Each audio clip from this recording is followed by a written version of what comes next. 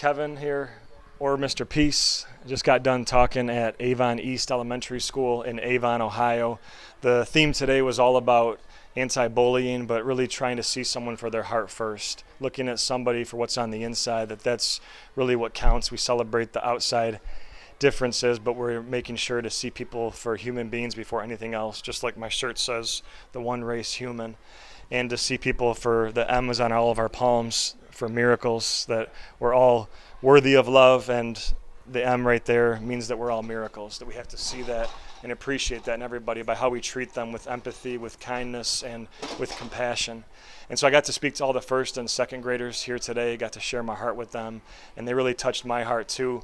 I got this book from one of the first grade classes, Mr. Peace is a Star, and quite a few other letters from students and teachers that said that me speaking to them today really had an impact on their heart, and they told me that I filled their heart and that what I said is going to be on their heart forever. Some students that came up to me after my talk and said that you changed my life, and to know that in just 35 minutes, you can potentially say something to a 7 or 8 year old that they're going to take with them for the rest of their life, that's just beautiful.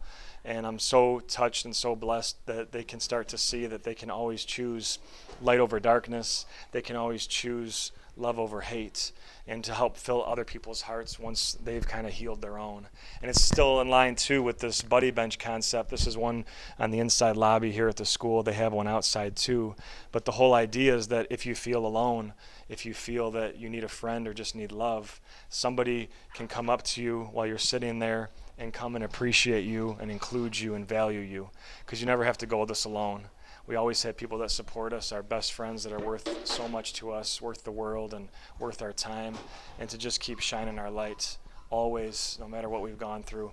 We can always be that miracle to other people too, and be the light to their mirror so that they see that they're worth everything. Thanks for touching my heart. Hope to be back again soon. Peace.